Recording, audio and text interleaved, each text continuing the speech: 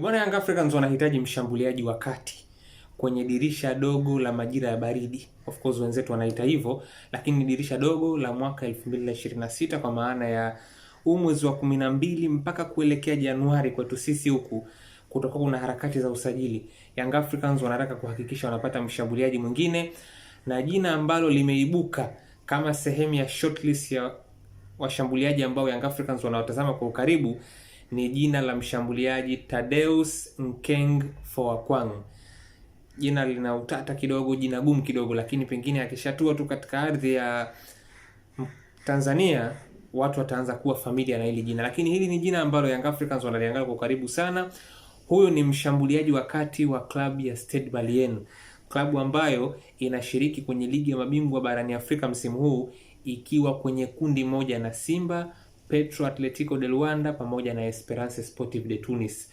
Na Foakwang amekuwa ni sehemu muhimu ya Stade Malien kupata nafasi ya kushiriki kwenye hatua ya makundi msimu huu, kwa sababu kwenye mechi 4 zile za jumla, raundi ya kwanza na raundi ya pili ya kufuzu kwenda kwenye hatua ya makundi, yeye peke yake alifunga jumla ya magoli 3 na alifunga brace kwenye mechi ambayo ndio ilikuwa ya kwenda kuhitimisha safari ya Nouadhibou na kuwahakikishia Stade Malien kuingia kwenye hatua ya makundi msimu huu. Alipiga goli 2 na ndio ikaenda kuweka mzani mzito zaidi wa aggregate kwa upande wa klabu ya Stade Malien kuingia katika hatua ya makundi. Sasa Foakwang bwana ni raia kutoka Cameroon na umri wa miaka 25, lakini hili ni zao la Ulaya. Yaani huyu ni youth product kutoka katika klabu ya FC Porto ya pale nchini Ureno.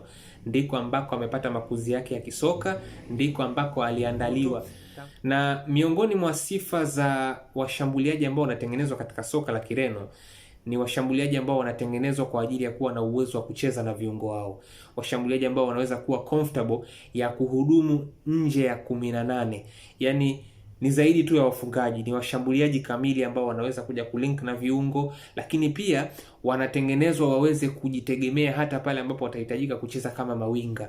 Ukitakiwa kutumika kama winga wa kushoto, ukitakiwa kutumika kama winga wa kulia, basi kwa kiasi kikubwa sana Ureno imekuwa ikisifika kwa kutengeneza washambuliaji ambao ni multidimensional, multipurpose, washambuliaji ambao wanaweza kuhudumu kwenye maeneo yote matatu pale mbele. Na hichi ni kitu ambacho Foakwang pia anaweza kukifanya. Anaweza kucheza kama mshambuliaji wa kati, anaweza akacheza kutokea kushoto, lakini pia ana uwezo wa kucheza akiwa anatokea kulia. Sasa huyu ni mshambuliaji ambaye mara baada ya kuhitimisha makuzi yake ya kiuchezaji katika klabu ya FC Porto alipata nafasi ya kucheza pia soka la kulipwa barani Ulaya. Yaani transition yake kutoka kwenye youth level kwenda kwenye senior level ikaanzia kule kule barani Ulaya.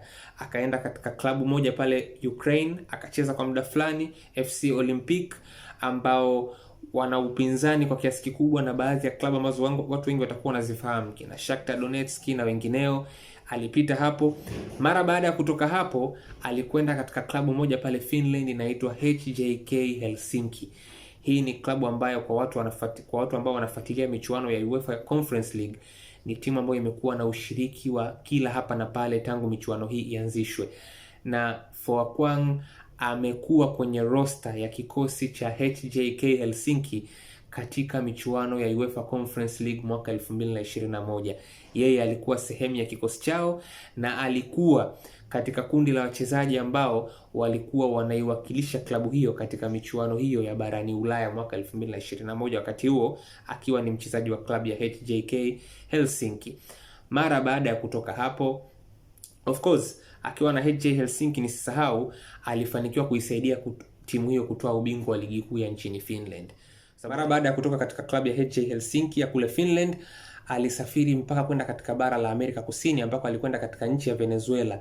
Alikwenda kujiunga kwa muda mfupi na klabu moja inaitwa FC Carabobo ya kule Venezuela, ambako alibahatika mpaka kucheza katika michuano mikubwa zaidi ya Amerika Kusini ya Copa Libertadores, na miongoni mwa timu ambazo alibahatika kucheza kikamilifu dhidi yao ni klabu ya Atletico Mineiro kutoka Brazil. Sasa mara baada ya kutoka hapo ndipo safari yake kuja Afrika ikawa imewadia, na akaenda katika nchi ya Gabon katika klabu ya FC Libreville mwaka 1905, ambayo ndiyo klabu ambayo Thaddeus Foakwang, raia kutoka Cameroon mwenye umri wa miaka 25, alikuwa anacheza msimu uliopita. Na kiukweli msimu uliopita akiwa katika klabu ya FC Libreville 1905 alimaliza kwa nguvu sana kwa kufunga jumla ya mabao 9 kwenye mechi 6 za mwisho za ligi za klabu ya FC Libreville 1905, na hiyo ndo ikawa imewashawishi Stade Malien kutoka Mali, klabu ya zamani ya Djigui Diarra, goalkeeper Young Africans pia hivi sasa, na klabu ambayo pia ametoka Lassine Kouma,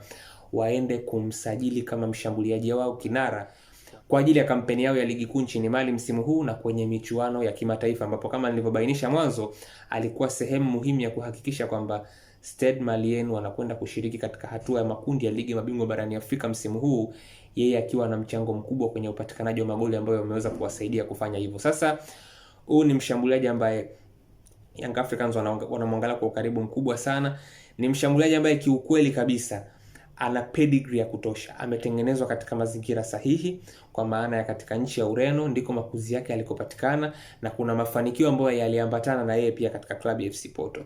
Ubingwa wa ligi ya mabingwa barani Ulaya akiwa na timu ya vijana ya FC Porto under 19, lakini pia hata taji la ligi kuu la under 19 la Ureno akiwa na FC Porto pia alifanikiwa kutoa. Kwa hiyo kuna makuzi, kuna mataji ambayo yaliambatana hapo, lakini pia ni mchezaji ambaye ana uzoefu wa kuwa katika sehemu ya timu ambayo imewahi kushiriki mpaka katika michuano ya UEFA Conference League kwa maana ya HJ Helsinki.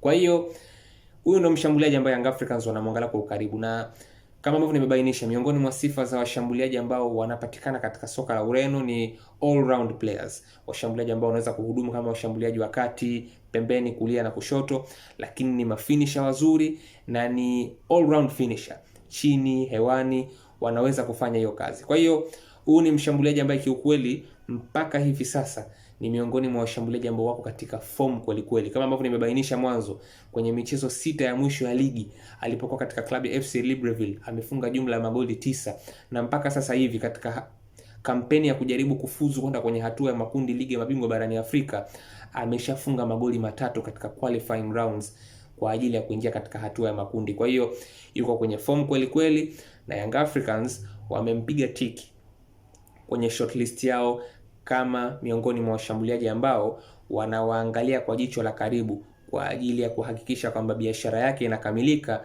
kwa ajili ya dirisha dogo la mwakani Januari 2026.